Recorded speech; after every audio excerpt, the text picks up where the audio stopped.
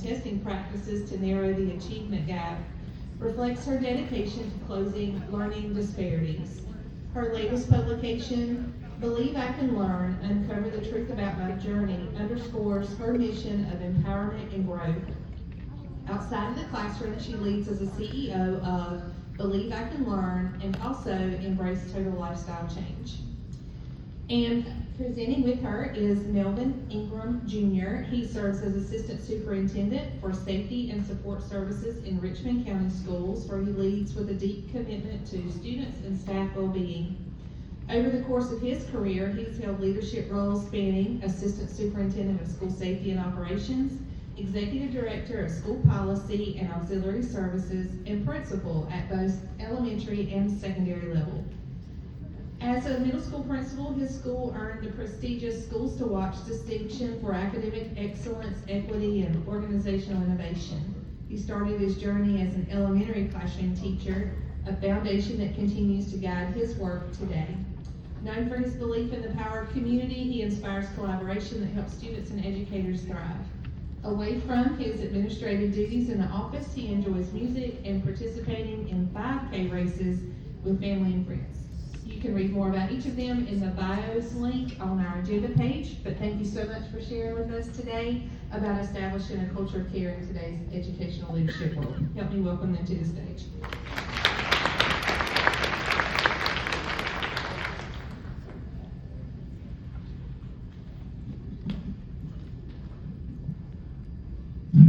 Good afternoon. And thank you so much for your faithfulness, first of all, because we know we're standing between you and Wilmington. We also want to thank you for your service and the things you do every day for the people that are in our district. We just thank you for that in advance. And we know that gratitude is the greatest multiplier of good. And so we're here today to shed a light and focus on what we believe is a superpower, and that is a care mindset and a culture of care. And we are happy, representatives of Richmond County Schools, to tell our story. And hopefully, through our falling down and getting up, falling down and getting up, you know, you say you fall down 7 times, get up 8. But as long as you get up, you learn something and you have something to share. And so we want to bring attention to the things that we've learned along this journey through leadership and what we have to share as a district and be grateful for. One thing we know for certain as district leaders is that culture doesn't happen by accident. That it is shaped intentionally or unintentionally by leadership.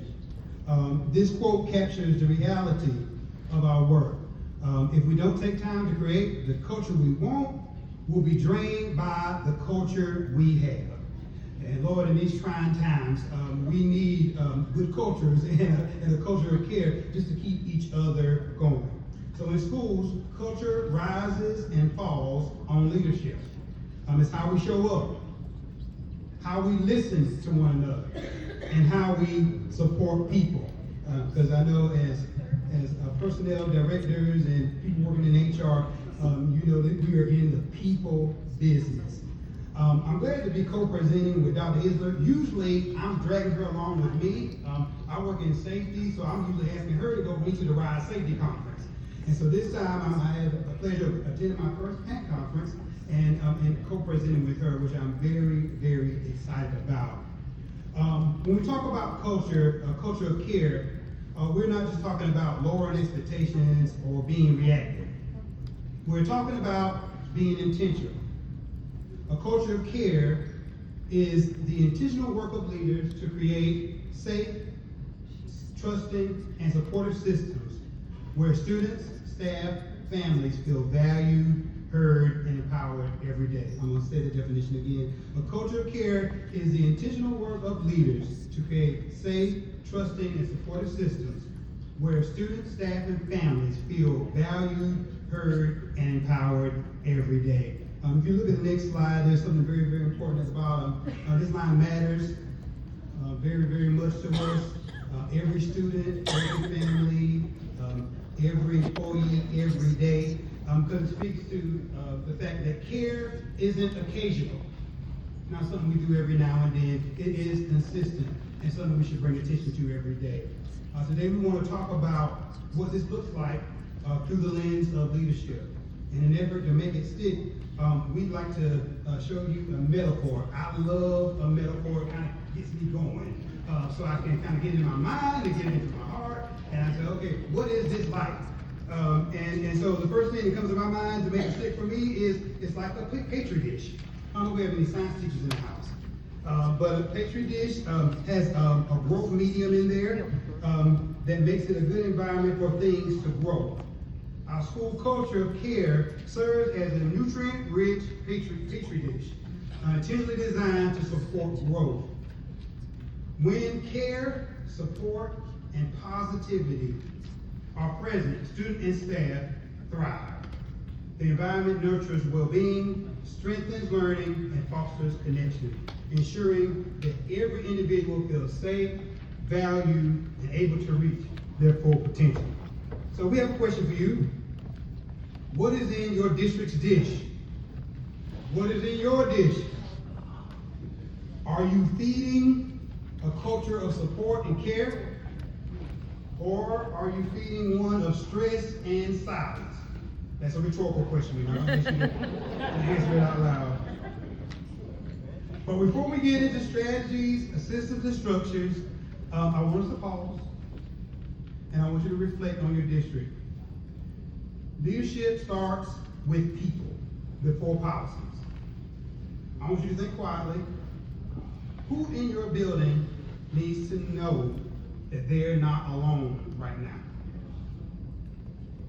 A teacher, a student, a family, maybe even yourself.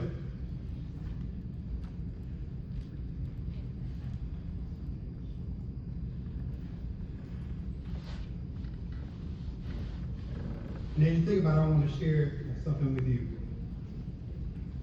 When you're down in trouble and you need a helping hand, and nothing, oh, nothing is going right. Y'all help me. Close your eyes and think of me, and soon I will be there. Oh, to brighten up even your darkest night. You just call out my name, and you know wherever I am, I'll come running. Oh, yes, I will, to see you again. No matter the season, winter, spring, summer, or fall, yeah, all you gotta do is call, and I'll be there. Oh, yes, I will. You got a friend. Ain't it good to know you got a friend? Ain't it good to know that you got a friend?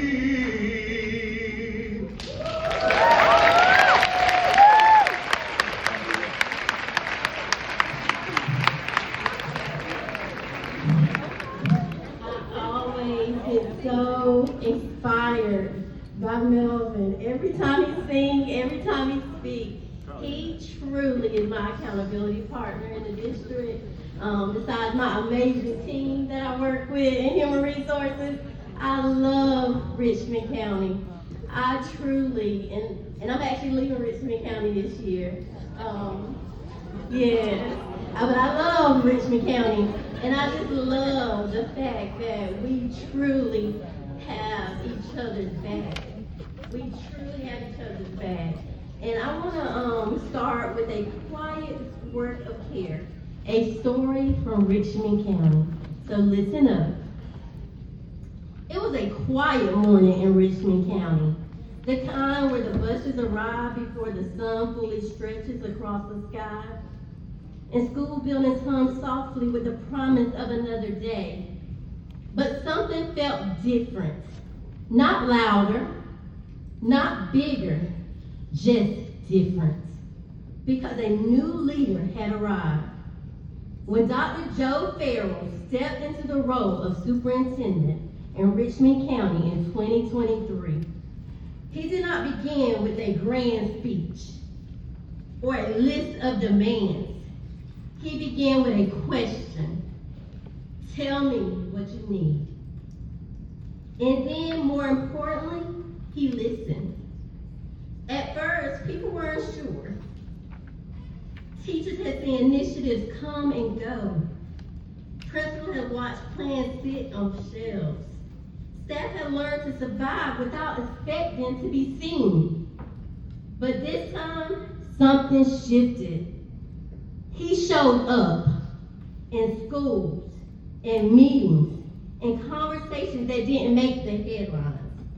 He listened to bus drivers, cafeteria workers, teachers, parents, and students. He asked not just about data, but about people. And slowly, Richmond County began to build something powerful, a system of care. It didn't happen all at once. It looked like small things. A student who had been slipping through the cracks was paired with a mentor through the district's Mentor and Me initiative. An adult who simply said, I see you, I'm with you. It looked like teams, teachers, counselors, social workers, administrators, sitting at the same table in systems of support meetings, asking not what's wrong with this student, but what does this student need? It looked like an evening academy opening doors for students whose lives didn't fit a traditional schedule. Because care means meeting people where they are. It looked like a quiet but steady rise in graduation rates, not because of a program, but because of people working together, intentionally, around children. And then something else happened. Adults began to feel it too. Principals felt supported, not just evaluated. Teachers felt heard, not just managed. Leaders were placed thoughtfully with the belief that strong people build strong schools. The culture began to change because when you build systems that care for students but forget the adults, you fail. But when you care for both, you transform everything. One afternoon, much like the one you might have experienced, a principal sat in her office after dismissal. No students in the hallway, no announcements over the intercom, just silence. And she realized something. For the first time in a long time, she didn't feel alone. There was a system behind her. There were people beside her. There was leadership above her that believed in her. That is what a culture of care does. It doesn't just change outcomes. It changes how people feel when they walk into their buildings each day. Across North Carolina, leaders are being asked to do more with less. More expectations, more needs, more complexity. But the answer is not always another initiative. Sometimes the answer is simpler and harder. Create a culture where people feel valued.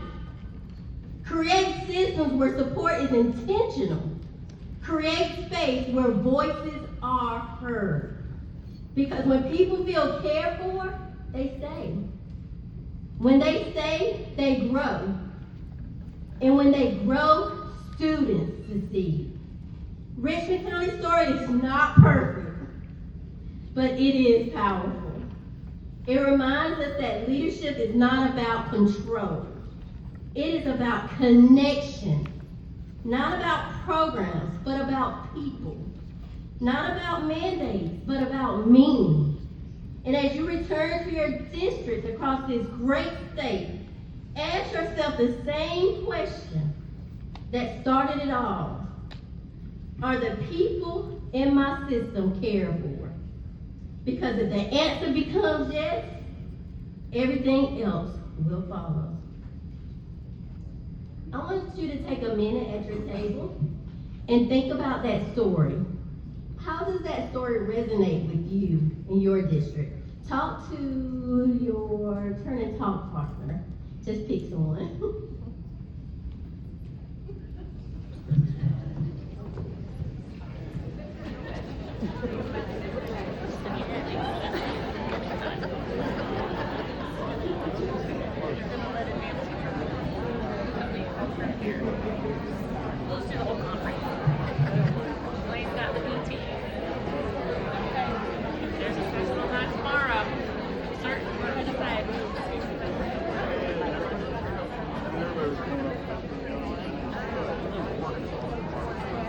I'm gonna give you 1 more minute.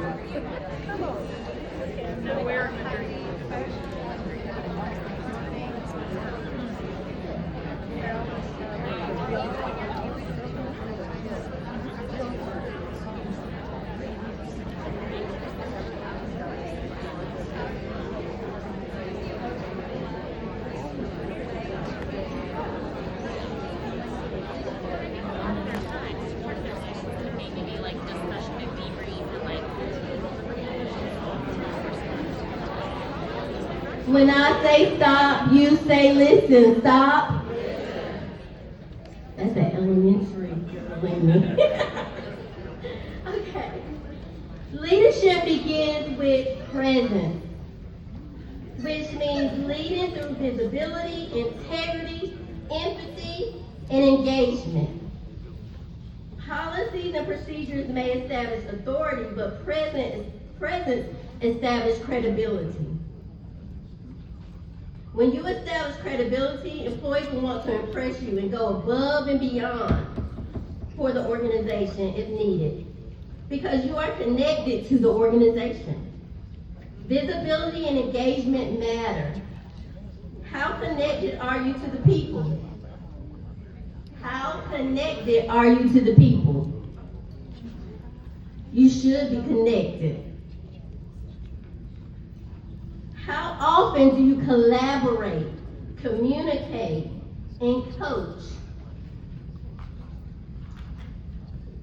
You will learn more about the 4 C's of a Culture of Care leadership framework soon.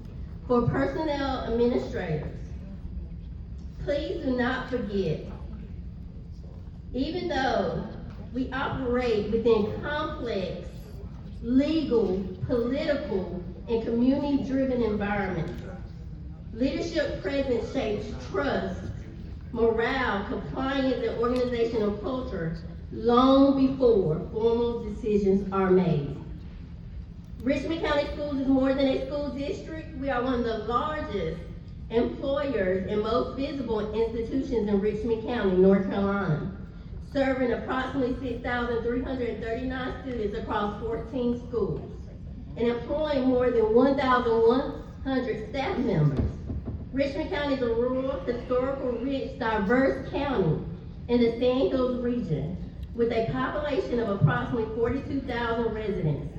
The county reflects the realities faced by many rural communities: population decline, economic transition, and high levels of poverty, particularly among children. Over 25% of residents live below the poverty line. Nearly 40% of children experience poverty. The median household income is significantly below the North Carolina and U.S. averages. One of the many lessons we have learned through this journey is the importance of asking open-ended questions. By asking open-ended questions, we eventually get to the root of the problem and become more informed about the need. Our superintendent developed his vision based on the community's needs. Some things are not in our circle of control. When it's beyond our circle of control, We must accept and adapt. Reflecting on the culture of care metaphor and the breakdown of the definition of the culture of care used earlier, answer these questions, true or false. And you can answer it to your shoulder buddy or your turn talk partner. A culture of care prioritizes the emotional and social well-being of students and staff. So just tell your turn talk partner, true or false. Okay, I heard it. True, that's correct. Now this time just show it back to me. Okay, a culture of care prioritizes the emotional and social well-being of students and staff. Yes. A culture of care ignores academic performance and focuses solely on feelings. Thank you. Let's say that loud. False. Yes. In a culture of care, only students are responsible for maintaining a positive environment. False. Yes. It's not just about students, it's the staff too. Yes. Pass the baton is another analogy we use constantly. You will hear more about this when we talk about coaching. The way we remember baton is, the B is bringing, A, all people, T, together, O, overcoming obstacles, N, navigating next steps.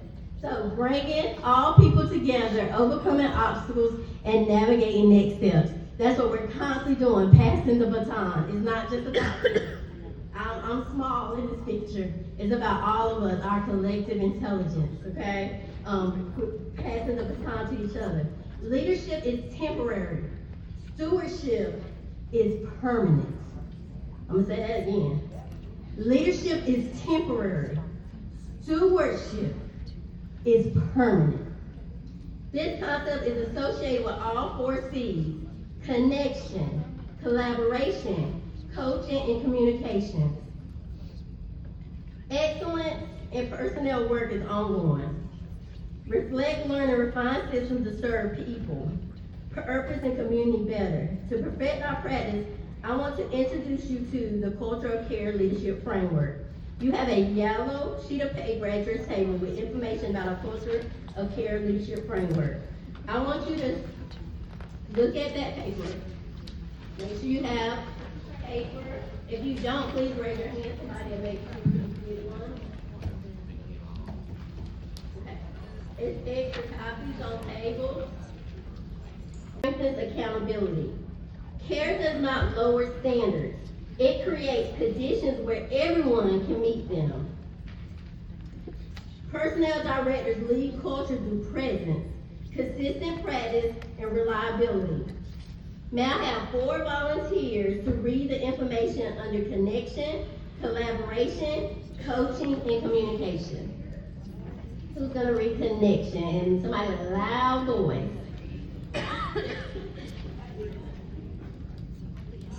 Thank you.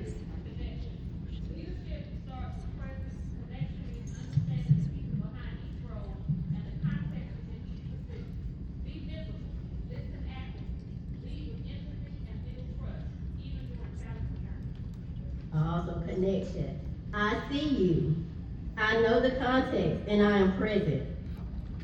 What connection means to personnel leadership? Connection is the foundation of trust. For personnel directors, connection means understanding the people behind the positions and the conditions under which they work. All right, somebody need to read collaboration. Collaboration. Thank you. Personnel leadership grows through partnership. Collaborate by sharing ownership of workforce challenges, working across departments and building solutions together, not in silos. Awesome. Not in silos. We solve people problems together, not alone. What collaboration means to personnel leadership? Collaboration means shared ownership of workforce challenges. Personnel directors are experts, but not the only voices that matter. This includes collaboration with principals and supervisors, finance, operations, legal counsel, employees themselves. Everybody need to be collaborating. Somebody for coaching. Coaching, thank you. Coaching develops people before problems escalate. Guide expectations, ask open-ended questions, and support all staff to open pathways to growth. Coaching is part of everything we do, helping people find opportunities amid challenges. Definitely. We grow people before we correct them. Let's say it again. We grow people before we correct them. What coaching means in personnel leadership, coaching focuses on development, clarity, and prevention, not just correction. For personnel directors, coaching applies to administrators, supervisors, and employees alike. Coaching does not eliminate accountability. It strengthens it. Coaching, thank you. The last one, communication. One more person. Thank you. Clear, consistent communication builds confidence. Explain the why, set expectations early, and follow through. These acts of care sustain trust. Yes. Clear, consistent, honest, even when it's hard. What communication means in personnel leadership? Communication is where culture becomes visible. And a culture of care communication is timely, direct, respectful, transparent within legal boundaries. So I'm gonna give you a minute just to look at the rest of the information on the page. We're not gonna read it to you. We wanted to give you that to take home. You know, we're really excited about this culture of care leadership model. We actually gonna start a book, so I hope you support.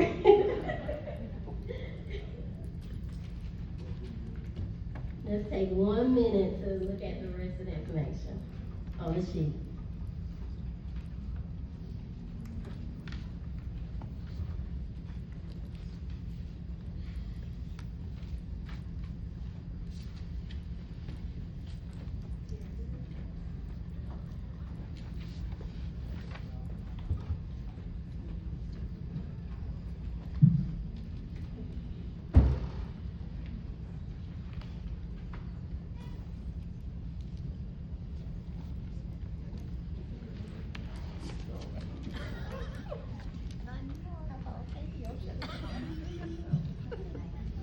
All right. Raise your hand if you think connection is more important than the other three. Raise your hand if you think collaboration is more important than the other three. Raise your hand if you think coaching is more important than the other three. Raise your hand if you think communication is more important than the other three. There is no wrong answer because every one of those pieces are important. Every one of those pieces are important. Connection, collaboration, coaching, and communication. They are all very important. Leadership matters. Leaders don't assume, they listen. Dr. Farrer implemented a listening and learning tour in 2023. Listen to what makes Richmond County Schools great. Learning from stakeholders, experiences and knowledge, and focusing on the supports needed. The roadmap led to a realignment of the cabinet to address concerns. The roadmap and listening and learning tour clearly communicated that our leader valued us as contributing team members. After Dr. Farrer completed the listening and learning tour, my role changed from beginning teacher director to executive director of school administration and policy. The superintendent listened to what made Richmond County Schools great. Because he listened, I was promoted to fulfill the needs based on the priorities on his roadmap, which was created by listening to all stakeholders. He learned from others' experiences and knowledge, and he focused on how he would strategically align supports. After completing almost all the priorities on the roadmap for school administration and support, I was sent back to the Human Resources Department, this time as Executive Director of Human Resources. The first thing I did in my new role was review what had been accomplished and what remained to be done. We created a human resource strategic plan that laid out the rest of the priorities, and I worked closely with my team, my amazing team. The BT director, elementary licensure specialist, our secondary licensure specialist, and our admin assistant. We discussed who would be responsible for what and how we will effectively accomplish all the priorities. Notice that I included everyone, bringing everyone to the table. It's very important to bring everyone to the table. Our superintendent's roadmap is how we actually created our strategic plan. And I'm gonna let them continue. The roadmap also impacted my work as well. My title changed based on the work of the roadmap, and our evaluations based on how well we do with achieving those priorities that are in the roadmap. Luckily, I was able to be in the position that Tisha was in, or I started out in that position with policy, administrative work, then moved to auxiliary service, then came back to policy, but always kept safety. But all that was shaped from the voice of the community and the things we've learned as we went out in the community and listened to concerns. We realized that this is not a one-size-fits-all. There's no panacea. It's going to look different based on the makeup of your community. But as we reflect on our journey, we realize that a culture of care, that we see some trends that are happening. And so our goal is to recognize those trends and be grateful so that we can cause them to expand. One thing that we've noted and we've seen is the ministry of presence. We're in a lot of places, everywhere. Our superintendent definitely is my place, goes to all the games, basically, but most of the games, and is just out in the community all the time. We started out by inviting people in and listening to those that were part of our personnel and staff, and then we extended out where we went, and now we're at the point where we're going out in the communities, going to community centers, going to wherever anyone wants to hear the message and want to ask us questions about what we've got going on in Richland County Schools. Sometimes those conversations are tough and challenging based on the changes that we're experiencing, with budget and what have you, but they're needed to make sure that we have a common understanding about what needs to happen for the betterment of our students and our staff. Also, who you're inviting to the table. I did notice about our superintendent, Dr. Farrell, he's inviting people that probably, that most likely I've been in the district pretty much all my whole life. I was only in Durham for a little while, and I got a chance to see people invited to the table that I've never seen before at the table. So it was a wonderful feeling to see those people in this school historically had not had a voice, to have a voice in our decision, and were able to share and collaborate. And just to have a conversation and just to collaborate with one another and have a platform for conversation. And so we have a few things that we've done in terms of engaging the community. We meet monthly, quarterly. One thing I'm very proud of that Dr. Isla started is the Ministers Council. We invited ministries in to talk to them about what they're hearing from their parishioners, and also to share news from the school system that we would like shared in the churches. And so that's been very enlightening to talk to our faith leaders, folks at the prayer walk at the beginning of the school year. We invite them to participate and be a prayer line on campus. We believe that we need prayer, and prayer is very, very powerful. And just to have that presence, in the school, there's a whispering of prayer for our students and for our staff, and just to have that presence in our school, we feel like it's very, very powerful. Also, we have a safety and security council where we have SRO. We have our own safety and security course with our with our SROs, but we have 5 and we have 14 schools. So we have to be in partnership with our local law enforcement. So we meet with them quarterly to talk about the things that are going on in our school and to share concerns so that we can increase the safety in our schools. We're also seeing a resurgence of our Ed Foundation and raising money so we can grow our own. These funds are used in our Education Foundation to grow our own teachers and support them through their education, which has been very, very powerful. We've been a lucky beneficiary of having an Amazon data center in our county. They've been great partners with us. So we've been able to have a tech jamboree in the spring and the fall where we are able to educate our students, educate our teachers about the power of technology and prepare our students to become part of our future in terms of technology in our county. And so we're very excited about that. One of the things that was in our list of priorities was supporting military families. And so Dr. Isler and our team started out with 0 schools applying. We moved to 3 being recognized, 5 being recognized, and this year all of our schools have applied, and we're looking forward, hopefully, to be a Purple Star District and going purple. So we're very, very excited about that. And so we've been out participating and listening and learning as a practice, and just making sure that we just use that coaching model to its best effect. And so we are very proud of the way we coach and develop people in Richmond County.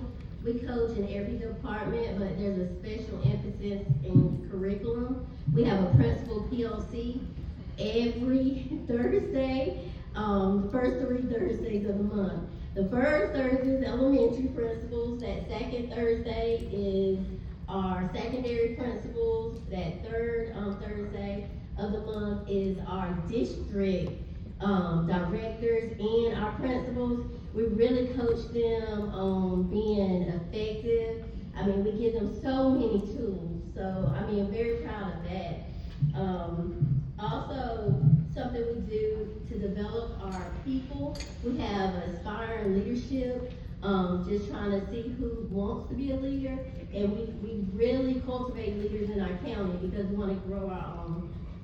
It's just so important to have those things set up. PLCs are very important. Every school is required to have professional learning communities. It is definitely a mandate, but it's a way for us to make sure we're developing all employees. Everybody participates in professional learning communities. The superintendent on that last meeting, whenever the district directors come in and we have the principal PLC, he actually had the directors leave and we even leave as his cabinet. And he basically asked the principal questions to find out whether or not we're doing our job. And he's ready with his list of what they told him, but it's just a way for him to make sure he has that connection with principals. He is definitely a principal leader. He served as principal for so many years. So, I mean, he takes care of his principal. He takes care of us too. But I'm really impressed with how he leads principals. Really impressive. I'm really excited about our leadership chat. It's basically a Zoom, it's our new principle.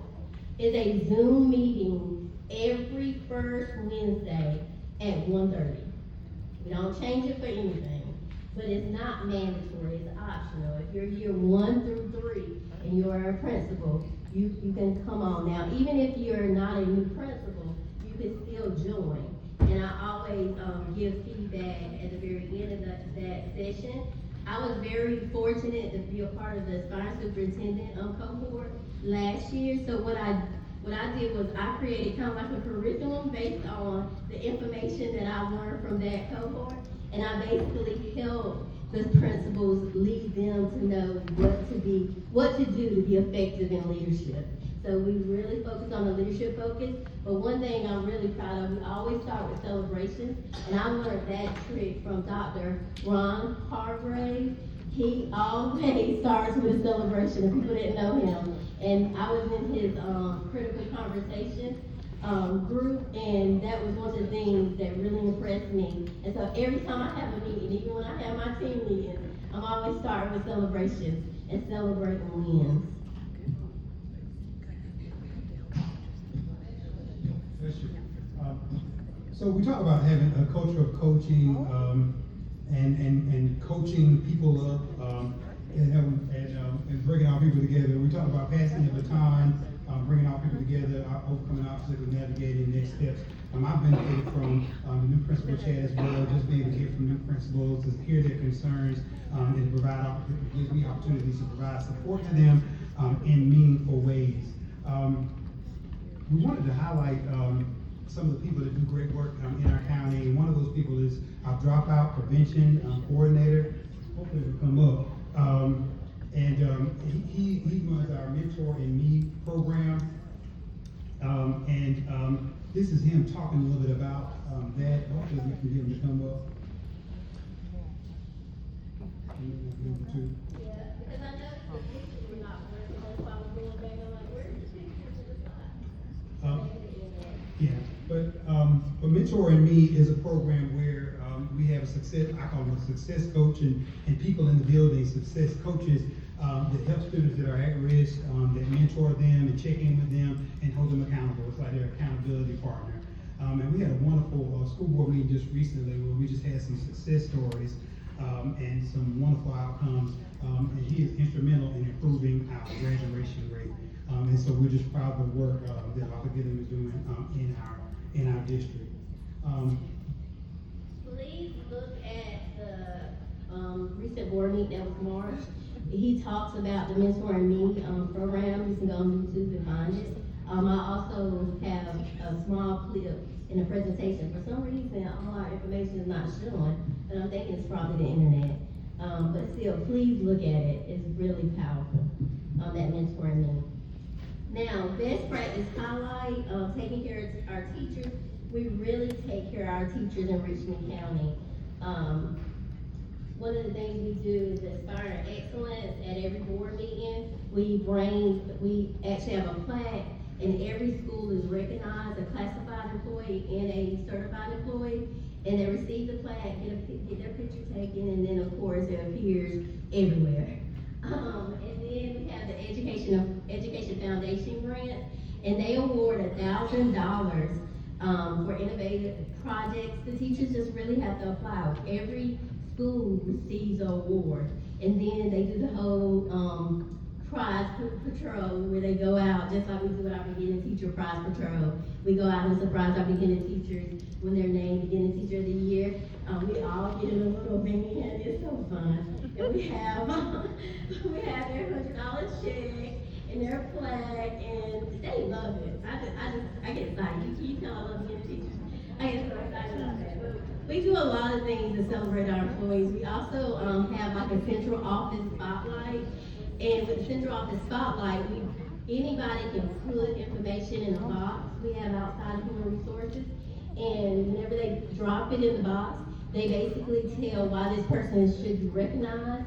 Once they are recognized, we take their picture, we put it on monitors. Yeah, I love pictures. We put it on monitors, and then we also put it on the bulletin board, a little bulletin board outside the human resource office with their picture, and then they get 2 hours either before or after at the end of the day, where they actually can take off early or come in late, and they love it. Okay. We have so many things in place to recognize our employees. There's a shout out section in our newsletter where they can, anybody can send in a shout out to any employee. So we have that, and our human resource newsletter goes out every bi-monthly, but we have a technology newsletter go out. We have several departments that do newsletters. But with that being said, we are always trying to celebrate people. Y'all, we are in the people business. Please don't forget that. Celebrate your people. They stay when you celebrate them.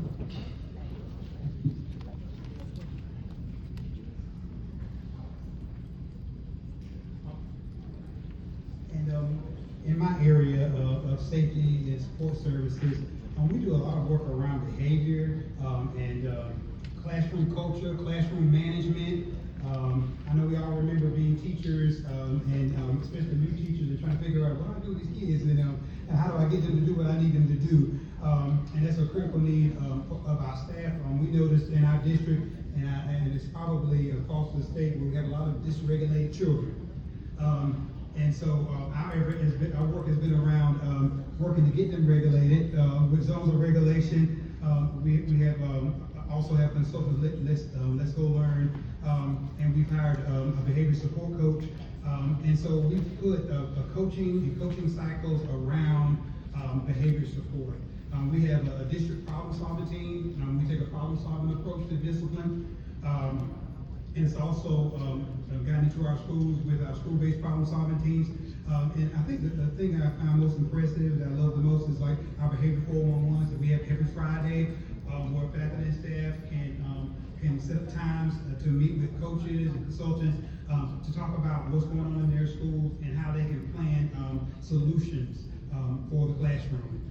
And then also teachers, can get connected with services so they can get into a coaching cycle and learn how to manage their classroom, regardless of their experience level.